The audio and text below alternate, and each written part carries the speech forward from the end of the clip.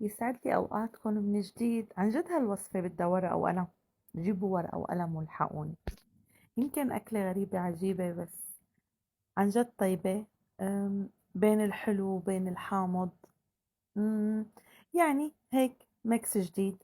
تعالوا نبلش. جبت كاستين لبن، حطيت عليهم معلقتين نسكافيه. خليتهم على جنب. جبت ظرفين دريم ويب. حطيت عليهم نص كاسة حليب. خفقتهم بالخفاقة مثل ما شايفين. رجعت حطيت الكريمة اللي عملتها، حطيتها فوق اللبن والنسكافيه. رجعت حطيت معلقتين كاكاو ومعلقتين سكر.